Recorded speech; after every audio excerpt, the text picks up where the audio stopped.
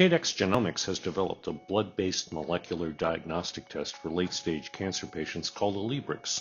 Alibrex delivers real-time therapy monitoring results for late-stage cancer patients that promises to have a profound impact on the way late-stage cancer patients are treated.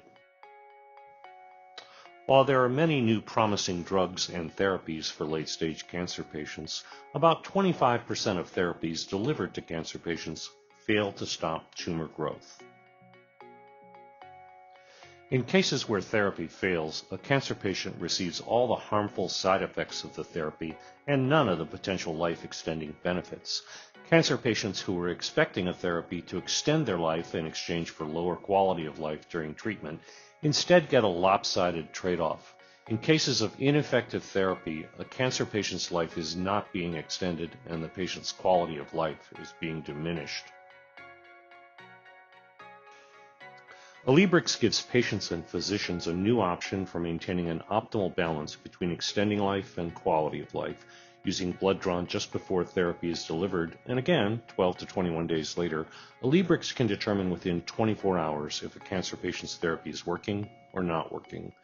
Instead of a patient receiving 2 to 3 months of ineffective, toxic therapy, Alibrex enables the cancer patient and physician to consider other therapy options at a much earlier stage. In summary, Alibrex will improve the cancer patient's quality of life, increase the patient's survival time, and will reduce the costs of care for patients and health insurance companies. Welcome back to MedTech Trends Podcast, everyone. This is your host, Dorian. So today we've got with us two guests, Bill Haack and Greg Schafer, and they're coming from Cadex Genomics. And in this episode, we're going to talk about real-time cancer therapy monitoring. It's a technology they're developing at Cadex, and it's for late-stage solid tumor cancer patients. So welcome to both Bill and Greg. I appreciate you guys taking your time out of your busy schedules to join us today. Absolutely. Thank you. Thanks, Dorian. Glad to be here. Perfect. All right. So on this episode, we're going to be talking about a couple different things, a bit of a range of topics. So we'll cover the current standard of care for cancer therapy monitoring. It's an important background for the technology they're developing. We'll go into radiologic imaging based on a measurement protocol called RECIST. It's the current standard of care, and the challenges associated with that standard of care, and vice versa, the potential benefits of a blood-based test that Cadex Genomics is developing. It's called Alibrex, and it gives patients and physicians a much earlier indication that a therapy is not working when compared to current care, which is using medical imaging. So one of the things that I found really interesting about this is having worked in oncology clinical research and with pretty big teams of oncologists, the idea of using real-time cancer therapy sort of feedback to adjust care is extremely important, especially in the late-stage setting, because then we're talking about getting right care into the hands of patients that really need it and need it immediately, and that has long-term, it has effects on overall outcomes. So extremely important and a lot of potential there. I thought we could maybe start off, Bill and Greg. I know you guys have been in the industry for quite some time. I wonder if you can tell me a little bit about your backgrounds. What brought you into this space, and what is your experience with molecular diagnostics?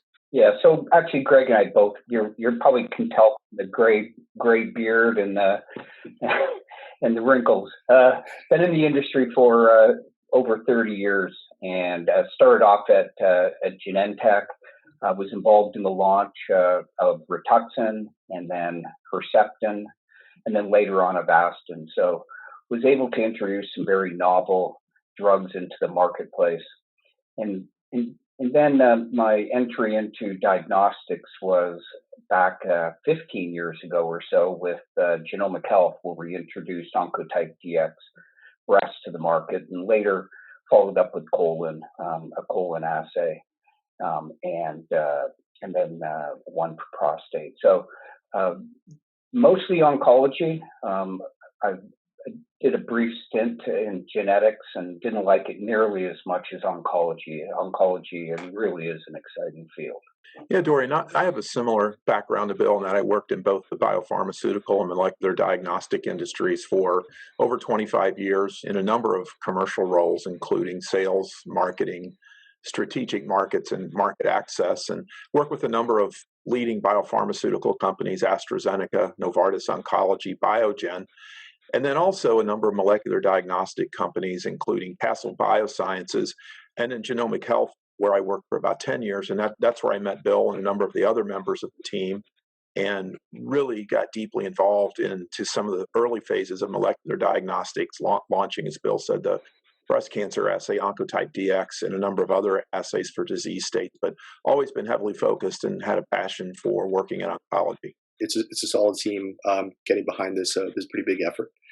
I wonder if we could talk a little bit too about the unmet need in this space. So there's current standard of care, medical imaging, if we can kind of simplify it.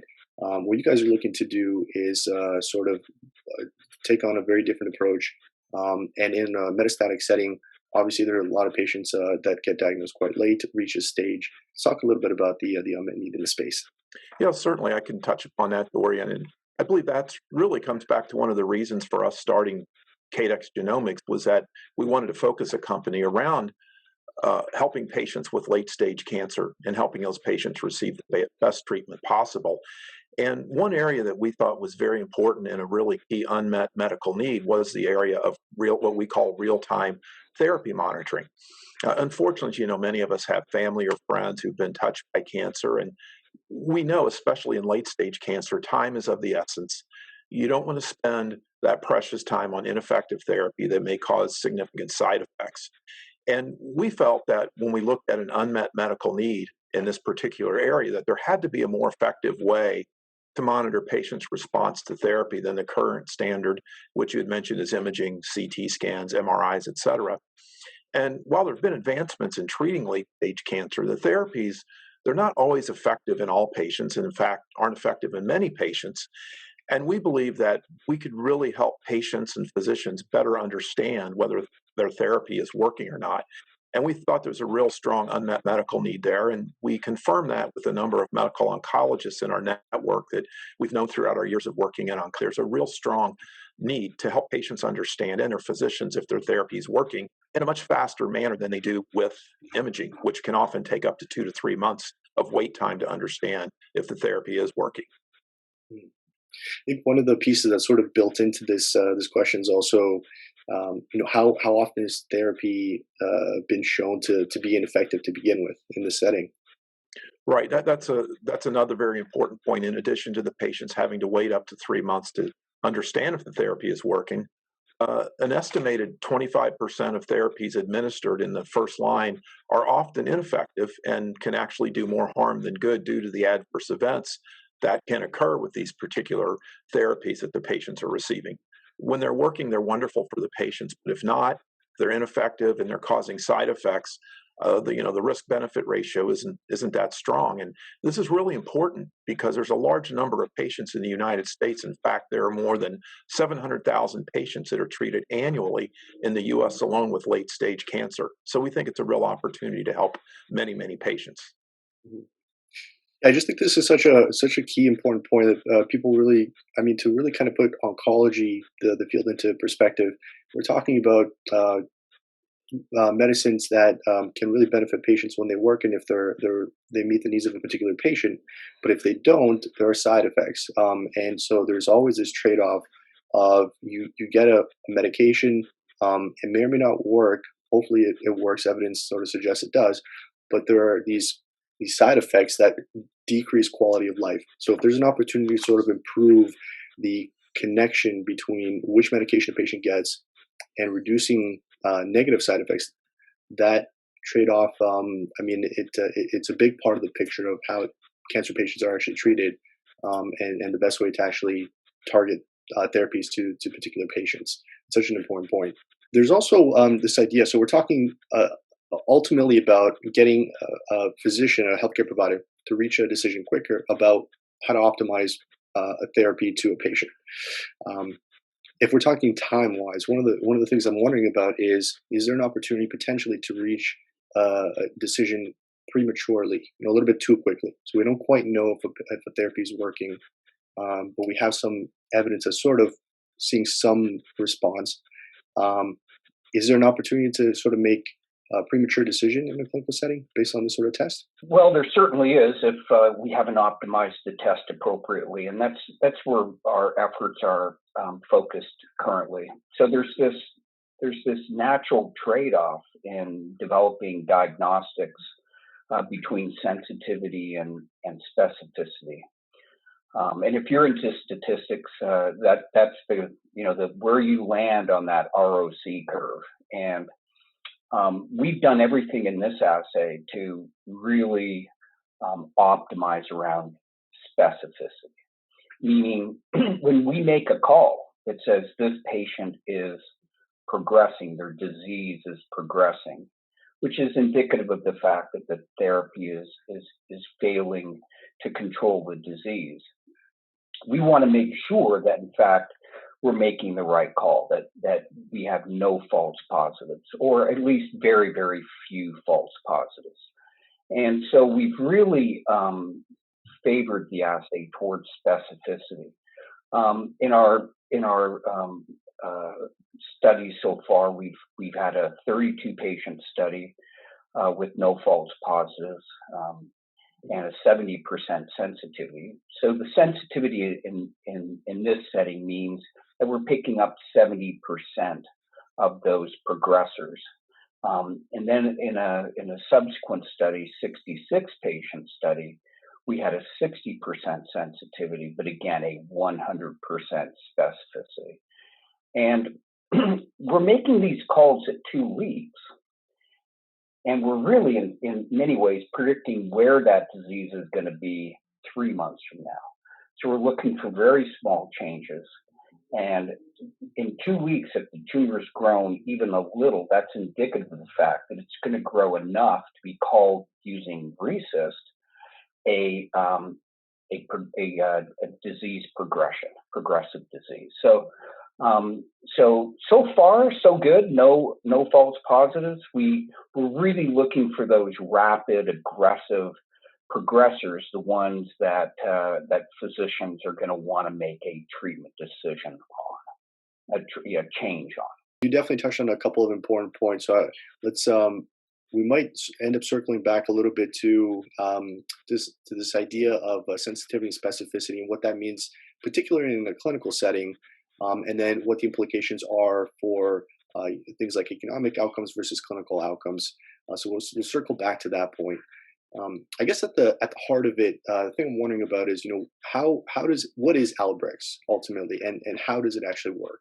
It's elegantly simple. So the gentleman that designed the test, and we in-licensed. So we actually, the test had almost been completely developed by the time Greg and I entered the picture.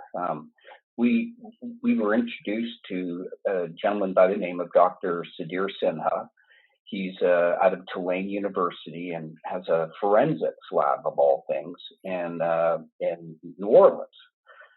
And he had no idea that he was sitting on this assay that could have oncology applications. And someone suggested to us that we should talk to him, and so we looked at the technology and what we're doing with this assay, and what he's done brilliantly is he's looked at non-coding sections of the DNA, and most molecular assays, especially in oncology, are looking for the mutations, right? They're looking for those oncologic mutations. Cancer is a genetic disease. There's mutations that occur, and that's what causes these cells to run out of control. But we aren't doing that, actually. We're looking at non-coding sections of the DNA.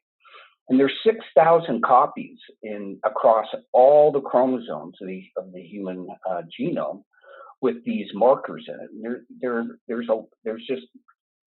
It's already been amplified by the fact that there's so many of these copies, and that's what we're focused on. And when cells die, when they lyse, the DNA fragments and goes into the bloodstream in the form of cell-free DNA. And that's what we're looking at. And it's really an estimate of the tumor burden. How much, how massive is this? How much tumor mass is there? And that's what we're looking for. If the tumor mass grows, there's more cell-free DNA. and that's indicative of, again, the fact that the therapy isn't working. The fact that it's across all 23 chromosomes, it doesn't matter what type of cancer it is, we're going to pick it up. And where we could run into issues on this specificity is, what about other types of cell death that are not related to cancer? Doesn't that shed DNA into the blood? And in fact, it does. But the way we've been able to filter out all that background noise and just really focus on the cell-free DNA related to the cancer is, we don't understand why fully, but we do know, and other publications, other researchers have noticed this, is that for, again, reasons not fully understood, when cancer cells die, the fragments of DNA tend to be very small. And so we've got this very narrow window of cfDNA fragments that we're looking for, and almost exclusively cancer fragments. So that's how the assay works. It's elegantly simple, really. It's been a little bit of time since I've taken a look at lab protocols, but in principle, it is quite simple, to my understanding. And I think the piece that really stood out to me in sort of learning about this is that it has actually, it's not brand new technology, so to speak. It actually has already a very validated application in a different space that is then being sort of utilized and applied to the field of cancer treatment monitoring. And so it's already a well-established protocol. It just needed to be tweaked, and that's the work that you guys are doing at Cadex. Correct. That's exactly it. You nailed it. Yeah, that's correct. And the other sort of building on the simplicity theme is that we've discussed how it works in the research setting and technologically how it works, but then it's important, how does it work in clinical practice, and how do we transfer this over to clinical practice? And we believe that's a very important point about Alibrex as well, is that Alibrex fits very well into the workflow of patient care in an oncology practice. The testing's performed in a manner that's easy for patients, it's easy to manage for the office, and we believe provides very timely results for the patients that are actionable. And specifically, when you look how Alibrex works in the clinic, is that it works by requiring 2 routine blood draws that are collected at the same time as other blood work. So this makes it both easy for the patients and the providers. And the first blood draw is taken prior initiating a new line or new cycle of therapy. And then the second blood draw is taken 2 weeks later. And then Cadex Genomics, we can evaluate both of these specimens, and based on the changes in the patient's cell-free DNA, we can provide results back to the physicians within 24 hours of the second blood draw, which is the evaluation blood draw. And this helps to allow for real-time adjustments in their therapy. And there's been a great advances in the available therapies, but since Alibrex is therapy agnostic, we believe we can provide a real-time monitoring tool that's very valuable to help manage and direct some of these great therapies that have been developed. There are 2 points I wanted to kind of re-emphasize there as well. So the first one being that it has very quick turnaround. So essentially within a single cycle for many oncology therapies, you're operating within that time frame of a patient will get the first cycle. It's a brand new therapy. We don't know exactly if it's going to work, although we believe it may for a particular patient descriptive kind of characteristics. But on top of that, you would test them, and then 2 weeks later retest them, and then it only takes about a 24-hour period, and then all of a sudden you can really figure out if there is a significant response or not. That's a really quick turnaround, and within a typical time frame of 1 cycle of therapy.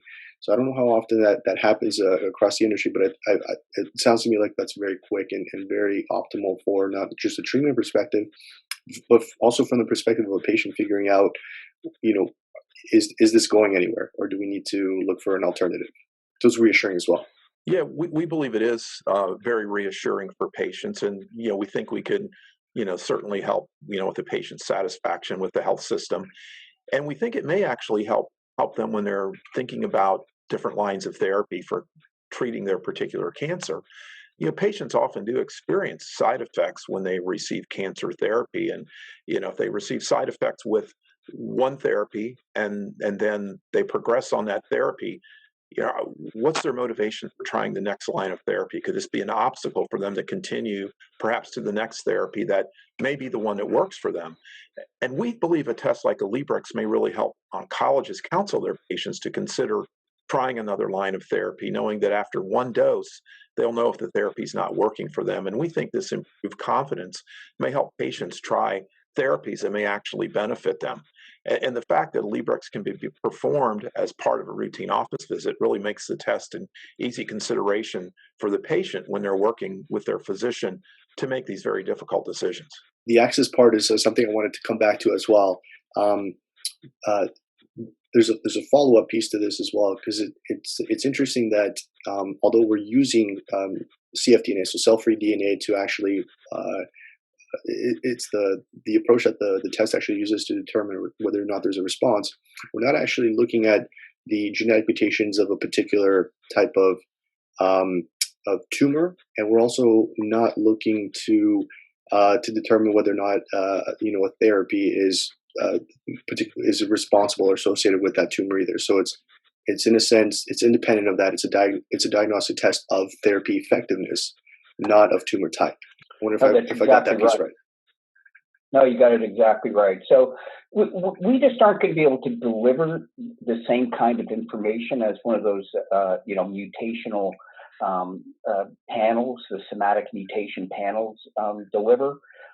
You live in up in I believe, the Boston area, and of course you have Foundation Medicine there, and they have a wonderful product that looks at a broad panel of mutations, and it really helps the physician select the treatment for that patient.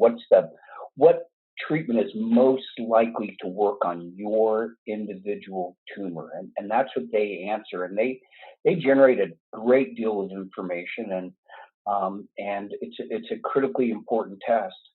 We do something slightly different. After the physician has selected the therapy, we ex post tell the patient, was the selection right? Is it working? And after one cycle of therapy, and speed for us is critical, because we have to be able to give an answer back to the physician before the patient has received that second cycle of therapy. So if you're receiving therapy every 3 weeks, we need to get that answer back to the physician before that second cycle of therapy is delivered, because the whole point is for patients not to receive a repeat dose of therapy that isn't working.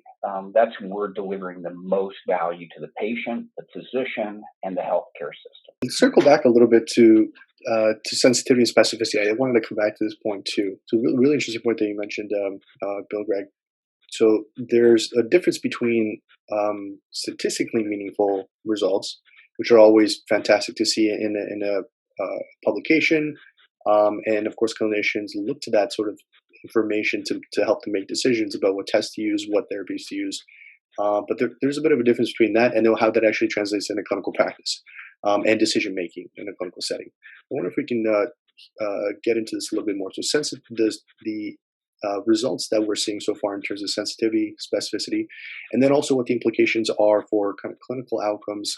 And then I think that also ties in, I think, to the cost and ultimately to cost effectiveness and what we really want to look at from that perspective. Right. And so, I think what you're hitting on is why we decided to optimize around specificity.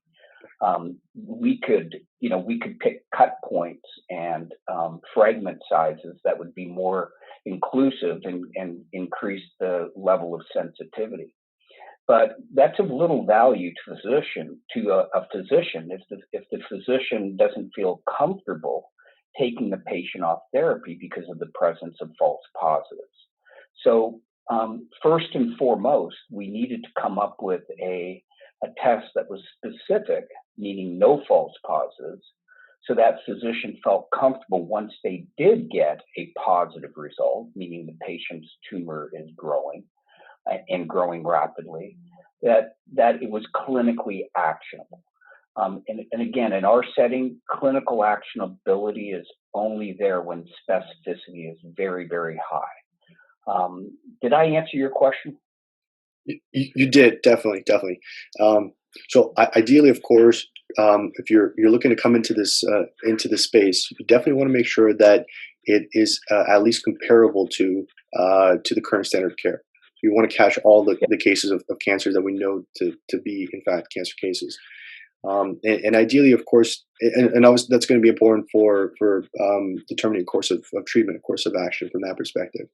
And at the same time, you also don't necessarily want to avoid not treating patients.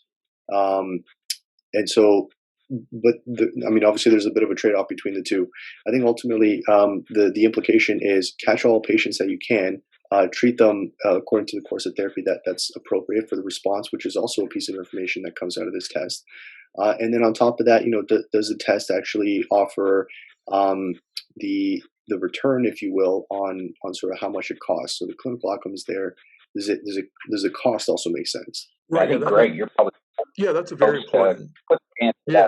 That's a very important point that to consider is first, as you mentioned, Dorian, is we want to be very confident, and we are based on our current information that when we suggest a patient's not responding and a physician may take them off the therapy, and we're optimized for that. And currently we're showing 100% positive predictive value in those patients.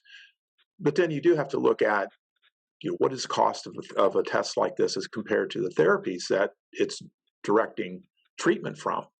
And one of the benefits of us using a PCR lab methodology is it does not only provide us with the turnaround time, very rapid, which is important for the actionable results, but we're able to do it with a low cost of goods. And this means this low cost of goods means the test can be economically viable for most healthcare systems, around the world.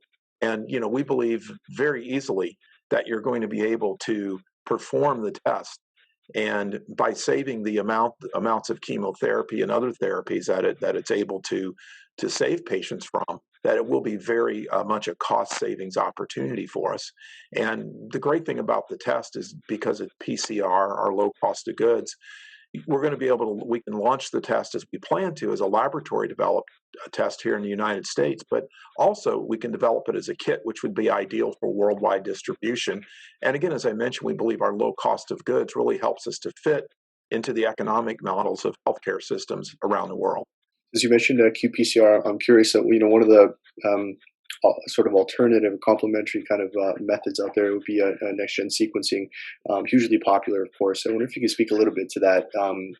What was the reason for selecting? I think you touched on it a little bit, but just to clarify, qPCR sort of versus next-gen lab protocols. Yeah, the qPCR was just ideal for this application. It was it's easily accessible. Almost every lab around the hospital lab around the world has a qPCR machine, a PCR machine at their disposal. So when the time comes to distribute a kit, and we are certainly considering a kit where the test would be run in a distributed manner outside the U.S. It would be that would be a feasible alternative. And again, turnaround time and the amount of information we're generating. We don't need to generate just gobs of information like these broad mutational panels do. We're very specific, and qPCR was just absolutely the perfect mechanism, if you will, for generating the information we need. I think again, it comes back to the simplicity of this model, and the fact that I think it has a lot of potential just because of the simplicity, but also the results that you guys have already spoken to, the 100% positive predictive value. We're catching, and it's before patients with actual cancers, and the actual response that they're getting from treatments. So I mean, it's looking great so far. Now we talked a little bit at the beginning about how many patients are sort of seen in a metastatic setting, in a solid tumor cancer setting, and I wonder if we can kind of dive into that a little bit in terms of how many people do you envision potentially benefiting from this this test? What's the the market size, if you will, for this type of test? Sure. As I mentioned earlier, this is it's a very high unmet medical need. There's a real need for a test like Alibrex out there, not just because of how it's going to help patients, but the sheer number of patients we believe this can help. As I mentioned earlier, it's greater than 700,000 patients annually in the United States, and that translates into, as you can imagine, well over 1 million patients plus nationwide. We believe there's a potential for over 3.5 million of these test units to be performed annually, which translates in a dollar volume basis of over $1.2 billion addressable North American market, and globally a market of over 2.2 billion. And we believe these numbers will continue to grow as the populations age, of course, and the treatment of cancer patients is really improving worldwide and developing countries. And that means there's going to be more and more of a need for a test like this to help direct those therapies. So we think the market's going to continue to grow.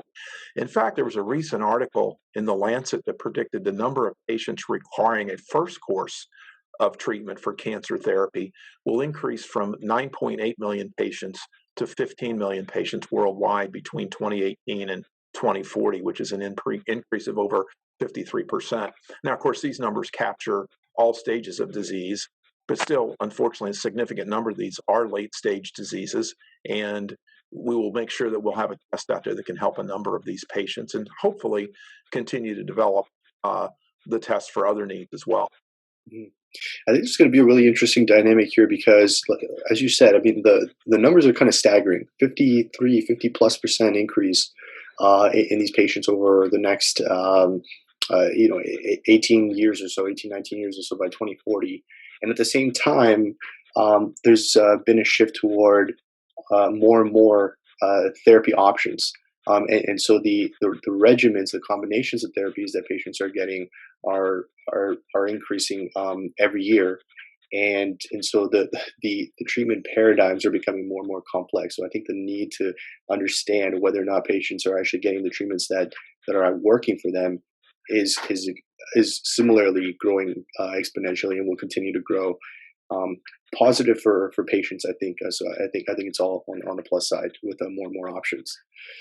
And I think that's an important point you make, Dorian, because you think about all these new therapies that are being developed. They're being directed by a number of additional types of mutational analysis assays that are out there across different tumor types, different therapy types, which we believe is why it's so important to have a test like Alibrex that is therapy agnostic, tumor agnostic, and mutation agnostic, because as these therapies grow and explode, it's really difficult just to keep up with what different mutations are matching up with which therapies. And we'll have a test that, regardless of mutation, of therapy, of tumor type, that can understand if these therapies are working. So we think we can really keep up with the advances in the treatment of cancer as well. I think there's also an interesting opportunity. Oh, sorry, Bill, go ahead. Yeah, I'm just going to take a bit of a contrarian view. I think the availability of all these treatments is a mixed blessing in some ways. Raza recently came out with she's a medical oncologist. She came out with a book called The First Cell, and she talks about this trend towards the intensification of treatments and the stacking of therapies one on top of the other and the exploding costs. We spend $150 billion a year on treatment, and she says, and she's been in oncology her entire career. She treats these patients, and she says, "What are we doing? Are we getting our money's worth, and are we really helping patients? We really haven't expanded the survive. How we haven't extended patient survival very much in almost all of these diseases. Very few diseases have we made a significant impact. So I think one of the things that we're really excited about is we can help bring a little bit more. We can provide physicians a tool to help them better rationalize the treatments they're giving to patients, and knowing that when they're giving these treatments to the patient, that the patient, they know that the treatment actually is doing some good for that patient, and when it's not, they can get that patient off that treatment. We just, I was really excited when I read her book, and how we are really in many ways addressing one of the problems she's highlighted. Yeah, and I'm glad you mentioned that too. I mean, I can attest to it as well. Having done some clinical kind of bedside research, clinical epidemiology research and pharmacoepi research. So this is the kind of work that's looking at whether or not there's a matchup between what's going into a patient ultimately, the type of therapies that they're getting and combinations, and the interactions between the two, and ultimately outcomes. And I remember coming across a few review articles looking at decades of progress in this space, and ultimately sort of concluding, yeah, we got more options, but are patients really benefiting? It's hard to say. And potentially, going back to this initial topic of trade-offs with side effects, it's a tough argument to make and a tough point to sort of digest. But the reality is that, yeah, there are more options, but it's not necessarily benefiting all patients. So all the more reason to make better informed decisions based on actual response. No, I think you said it perfectly. I mean, we aren't going to wade in and tell physicians obviously how to treat these patients, but what we can do is give them tools to better understand the dynamics and make better informed decisions. There was also a point that I kind of sensed of, since you mentioned the company based in Boston. So this idea of kind of combining information that about which therapies are best targeting certain genes, certain tumors, combining that with information about actual response. So I want to pause on that thought, but I'm going to jot it down. We'll come back to that. But since we were kind of rolling on the idea of the commercialization and development of this test, we'll kind of get on that track for a little bit, and we'll come back to this really interesting sort of AI buzz and what you can do with that kind of information to improve outcomes using the data that you guys are going to be generating. Okay, so market size, obviously it's growing.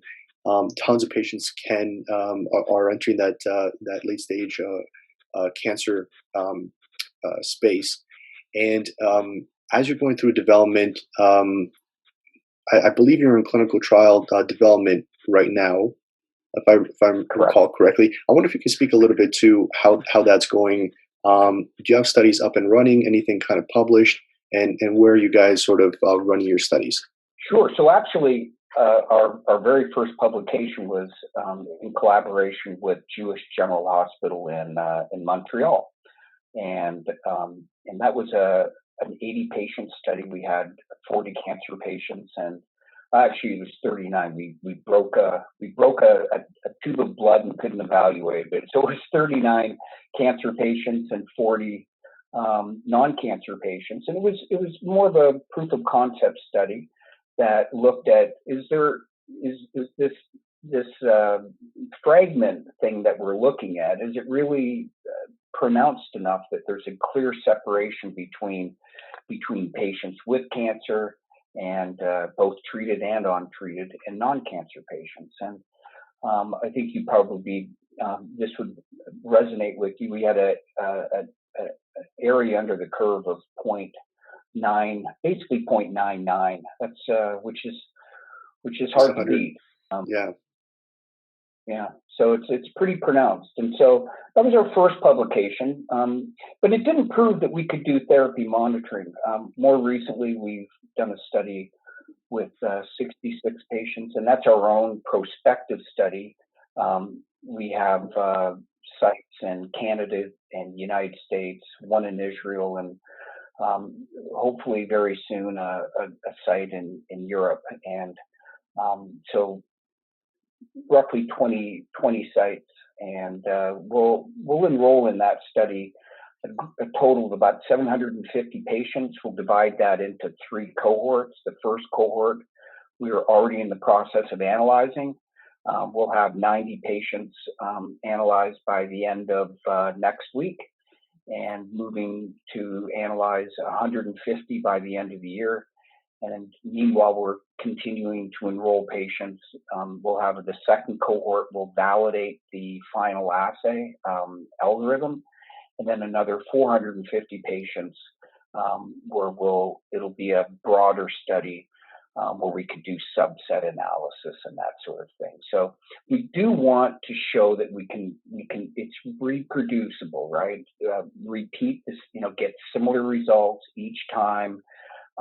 Repetition is good. We all know about false discovery in science, and cancer's too important to play with. We have to make sure that we're getting good results more than once. Have you been able to keep the studies going even through all the all the crazy times that we're going through right now? Has COVID had an impact at all? Oh yeah, absolutely. So we had to shut our study down, but we're now getting it back up. So it was about a 6-month period where we had everything on pause, and mostly for logistics, just pure logistics. It didn't have, the disease itself wouldn't impact our results, and that was never a concern. It was more, do physicians want to be dealing with COVID and patients and drawing blood and dealing with all that when, they just had way too much on their plates. And frankly, we were dealing with how do we even accept the blood when, people are, our lab is in New Orleans, and that was a hot spot for COVID-19. So people were, quarantined and just dealing with all that chaos. We just shut it down for 6 months. Mm. Yeah, and that gave the sites, an opportunity. They were all adjusting how they're performing all clinical trials, not just our trial, obviously. But that gave them a chance to understand how they're going to adapt to the current situation. And we've been working closely with each center to adapt to their changes in performing clinical trials. And as Bill mentioned, we're in the process of reopening the clinical trial following that and our interim analysis, and making great progress in both areas. Yeah, I remember this kind of taking us back for a second, back to March or so.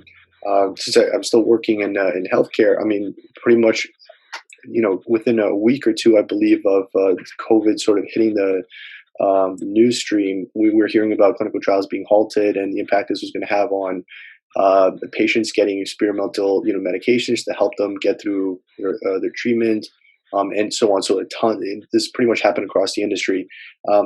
I wonder if you can speak a little bit to this idea. I mean, I imagine, so the patients that you would have had enrolled, obviously there's still oncology patients who still need treatment. They still have to go in and sort of get their therapies. Had Alibrex been around and been available during this time, how could patients have actually benefited from it, right? I mean, we're talking potentially about not needing to go into a clinical setting, going to the hospital and taking those risks. You can get blood draws nowadays pretty easily remotely. And then you can find out if your therapies are actually working. Could it have helped through that process a little bit? Yeah, that's a great observation, and yeah, we believe in a unique situation as we're going through now, that Alibrex could work very well there. As you astutely pointed out, as patients are coming in often to get their treatments, but if they can avoid sending patients to the imaging center or the hospital to have their imaging performed, and that was happening in many cases. And as you said, there's many options where people can have their blood drawn, and even one is just a mobile phlebotomist that could actually go out to the patient's home and draw their blood. And that would make this very convenient for the patient, especially in a time that we're going through. And it would still continue to fit well into the patient management workflow. And we believe this could be a real benefit for Alibrex, even in more normal times, certainly, where you have patients that are maybe more remote geographically, but may not be near imaging centers. So is there a potential that monitoring them using remote blood monitoring, using a test such as Alibrex, using mobile phlebotomy, perform the blood draws, we bring the results back to the physician, and they can help make those decisions without having to ask patients to come into an imaging center if it's a long distance for them to travel, or in a situation as we have right now, even if it's not the distance that's driving it, but just the need to be socially distanced, so to speak. So we think that Alibrex could fit very well in the trends that we're seeing toward increased uses of telemedicine. Yeah, I would have put it a very similar way. If there's one sort of big upside, I'm trying to be sensitive in saying that, but with COVID, it's sort of accelerated this shift toward telemedicine, telehealth, the use of mobile testing and therapy delivering and diagnostics and that sort of thing. So it really seems to me that Alibrex could kind of fit in that space very well and would be adopted quite quickly, had it already been commercially available, which would have been pretty fantastic to see. So you mentioned, Bill, one of the centers is in Jewish General Hospital. I think it's based out of Montreal, and there are centers in the U.S. as well, and one in Israel. I wonder if you could speak a little bit to, what was the motivation behind selecting those particular centers, and then what sort of feedback have you heard from the folks that you're working with over there in those centers? Sure. So, I mean, universally, every center that we've spoken to has expressed, has essentially acknowledged that yes, this is a recognized unmet medical need, and if we could identify earlier patients whose disease is progressing, that would be a benefit both economically to our health system, and more importantly to the individual patients being tested. So, and that's been true in Europe and in Canada, United States and Israel. But we did specifically select Canada, and we're hoping to get a center in Spain, and as I said, Israel, because they tend to be early adopters, and commercially that'll be important to us. Canada, when I was at Genomic Health, Canada very quickly, especially Ontario and Quebec, were very quick to adopt Oncotype DX because they recognize the health economic benefit of not delivering therapy to patients where therapy would do little to no good for that patient. And so we think that, the more, quote, socialized medicine type countries, they're much more attuned to the health economics of in delivering, quality and at a value. A good value, and we think Alibrex fits into that very, very well. So, and certainly that's been the feedback, that this is a no-brainer that we would adopt this, both as a physician for my patient and as a healthcare system, that we would adopt this for our patients. So,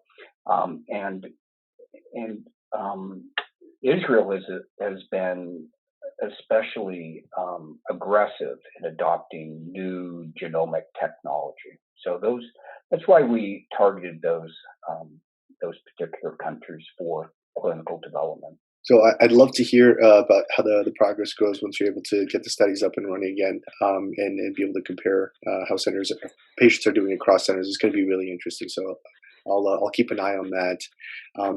So we talked a little bit about a couple different sort of complementary technologies that are available in this space. And I wonder if we can kind of dive into that a little bit, and if we can go through the next steps in the commercial process, if you will, and where this is sort of heading, and your timelines as well.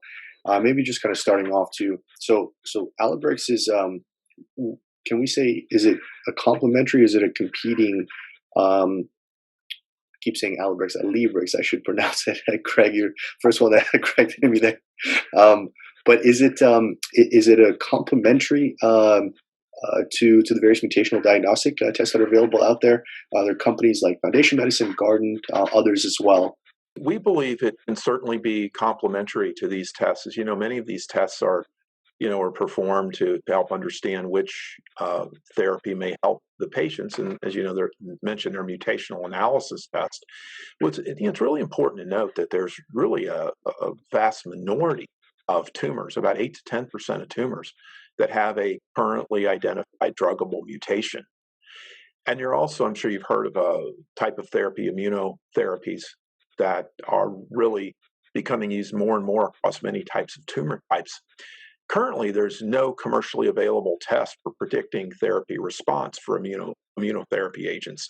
So we think it's very important there that we can take a look at these types of patients and see if they're responding to therapy. So again, being tumor agnostic, mutation agnostic, we're able to do this. So certainly we can be complementary to these types of tests, because these tests can identify those patients who have those mutations, but then they're not 100% to predict all these patients are going to respond. So we can continue to follow if those patients respond, and if they don't respond to a given therapy for a given mutation, they can also look back at the panel for these particular patients and see, are there other mutations they should be considering to treat these particular patients as well.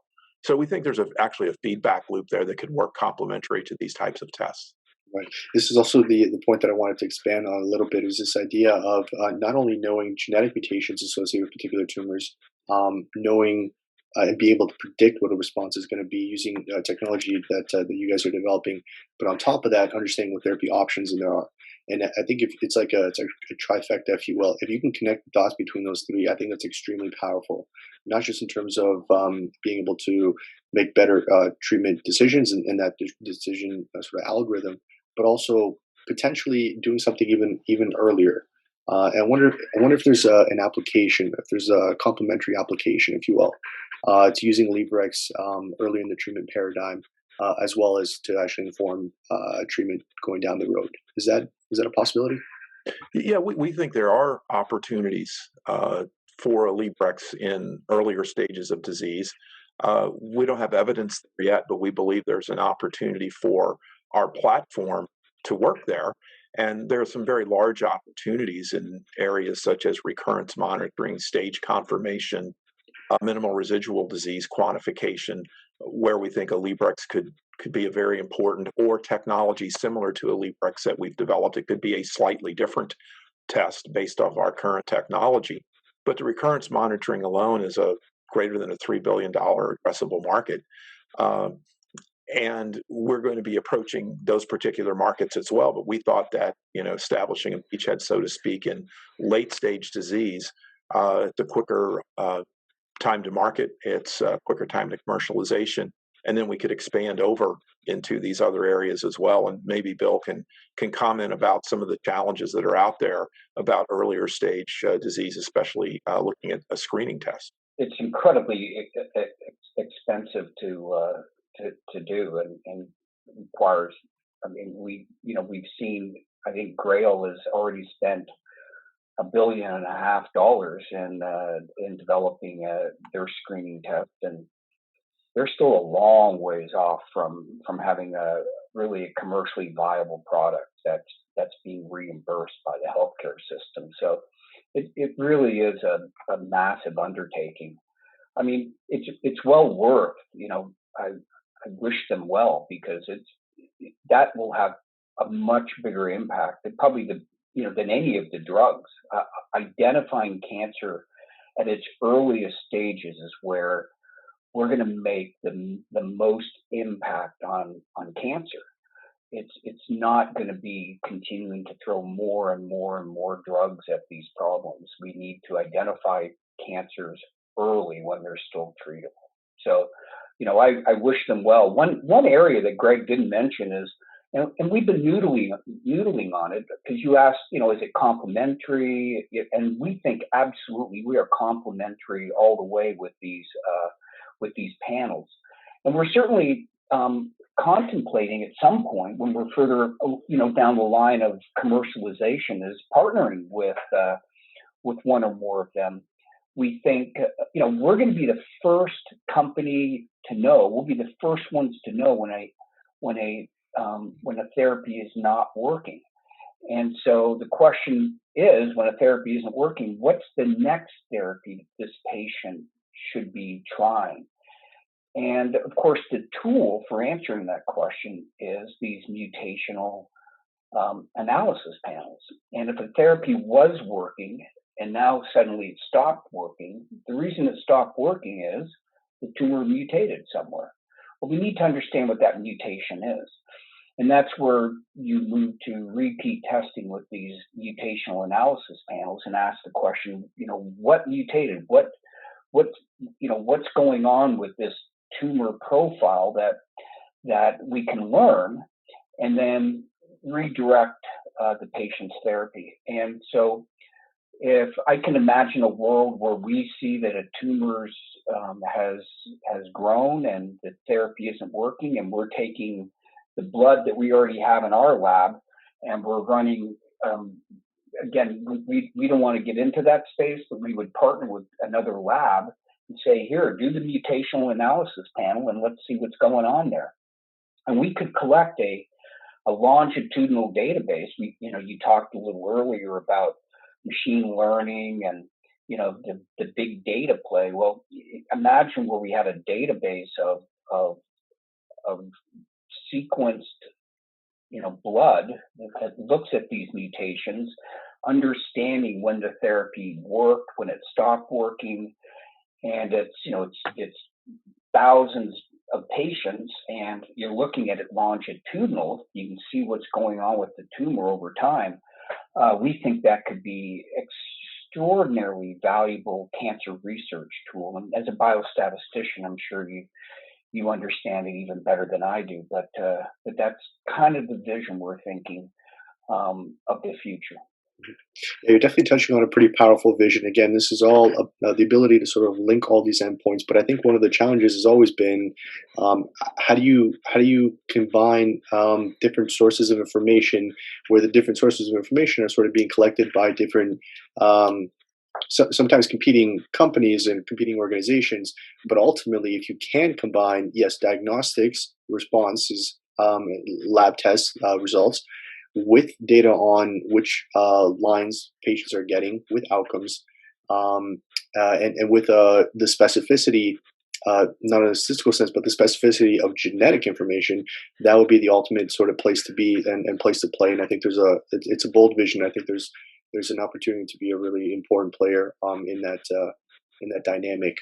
I wanted to kind of head toward the commercialization steps that you guys are taking.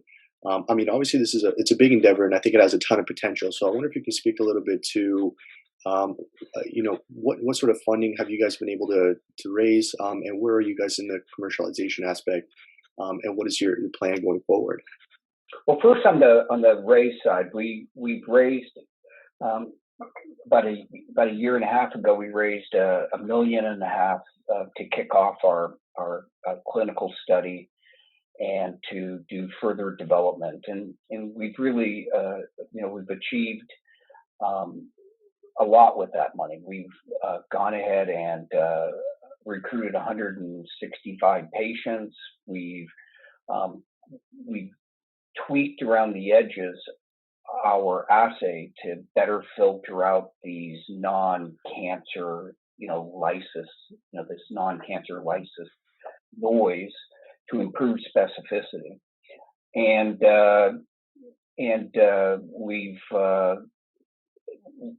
we've done this across now 3 continents. So this is we're obviously very excited, but we're at the point now where we need to raise additional funds. And so we're about halfway into raising the next tranche, if you will, of capital. We're looking to raise $5 million. With that money, we'll be able to get to the point where we're commercial. We're halfway there now, and we're looking to raise an additional $2.5 million. Pretty impressive progress, I would say, given how much potential this test actually has. Yeah, from the commercialization standpoint, our goal is that we're on track for this goal to have Alibrex available for patients in the second quarter of 2020. And our plan is we'll be launching the test, obviously, to medical oncologists, and we'll do that using a direct sales force in the United States and working with distributors and other types of independent organizations internationally. Additionally, in addition to driving demand for the test, which is very important with medical oncologists, our team's very experienced in the area of market access and reimbursement. And we'll use the data we generate from our clinical trials to gain payment from both Medicare and private payers here in the United States, and then also have that data available for our independent distributors that we'll work with in the various international markets to make the tests available for patients in those markets as well. So you mentioned potentially toward the end of 2020. Has COVID and sort of the delay or the lag, if you will, the pause on the clinical trial side, has that had an impact at all in your plans? I mean, it did impact our plans some. I mean, we were hopeful to have the test available late 2020, early 2021. So it did delay us a bit, but we're still on track now with the second quarter of 2021 to have this test available. So hopefully very soon it will be out there available for patients so it can help direct their care. Sounds pretty awesome. Sounds like pretty quick progress too. So I was actually pretty impressed on that front as well. The other piece that I kind of caught on to is this access, the market access piece.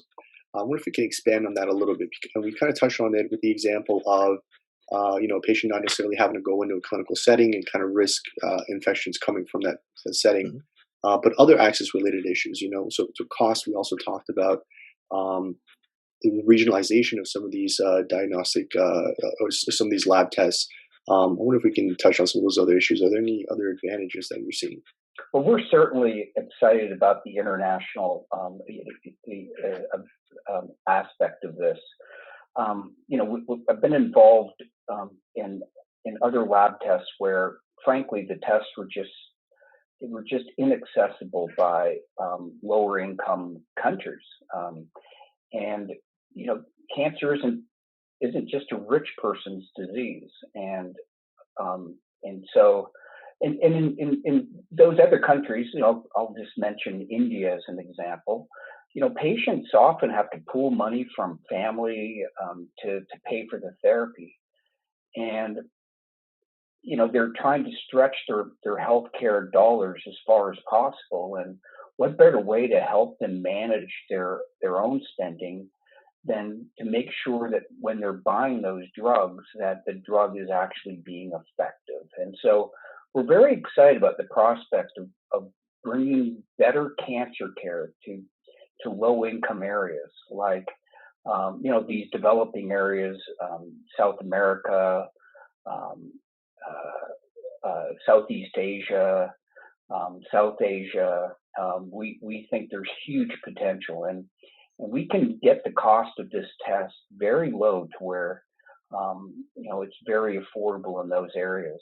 Coming closer to home, we all know that, and this is very well researched, that remote, rural areas have less access to quality health care than major urban centers. And a lot of it has to do with the way that healthcare becomes increasingly more specialized, where repetition of seeing the same types of patients over time brings an expertise, and you can quickly diagnose and understand these edge cases, and that only comes from highly specialized centers of excellence.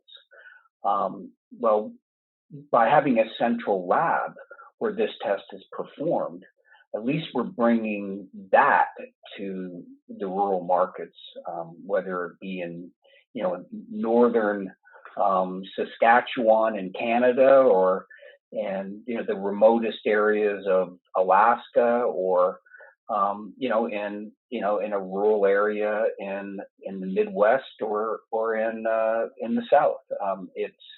It's this ability to have the same quality of care, at least at the margins. We can't change everything here, but at least at the margins, they're going to be able to identify, regardless of location, that their tumors have advanced within 12 to 21 days. I imagine that sort of thing is going to be even more possible if you got a blood-based test versus a medical imaging test, where you actually have to go into a center, drive out somewhere, get flown out somewhere, and actually do one of these tests. It's a lot more difficult to do. So again, I see a lot of potential there. All right, so Bill and Greg, I really appreciate your time today. we could extend this conversation for many more hours. I'm sure tons of more interesting stuff to talk about in this space. Again, because there's so many people affected by this disease, and there's so much room for improvement. There's a lot of unmet need, and I'm glad to hear that you guys are both working and through Cadex and with your partners, working on a solution that's potentially going to really improve treatment options and treatment progression for these patients. I'll turn it over to you for any final thoughts, and then we'll wrap up after that. If you'd like to share anything. For me, just one thing, and that is, fit. To us, it's about being fit for purpose. It's not being, quote, sexy for sexy sake and having complex algorithms and all that. It's really about bringing solutions, on the ground, information that's relevant, clinically relevant to patients, and sometimes simple and small is beautiful, because of these access issues we talked about. Greg? Yeah, well, Dorian, thanks for your time today. Really, really appreciate that. And just kind of to build on what Bill said, it's really about not necessarily what the technology is, but what the technology can accomplish. And what I mean by that is that our real focus at the company, at Cadex Genomics, is to really focus on how can we help patients with cancer in their fight against cancer. And we believe this technology and the simplicity of it and what we believe can be the broad availability of it can really help patients. And that's what we're focused on. And of course, we're very grateful to the clinical collaborators we're working with that are helping us develop this important technology. And we're just very excited about Alibrex and look forward to the day that it can be available to help patients in their fight against cancer. I'll leave it on that thought. I really appreciate both your times today. I look forward to hearing a lot more about Alibrex and what Cadex is doing with its partners as well. And I wish you guys all the best. Thanks so much. Thanks, Dorian. Thank you, Dorian.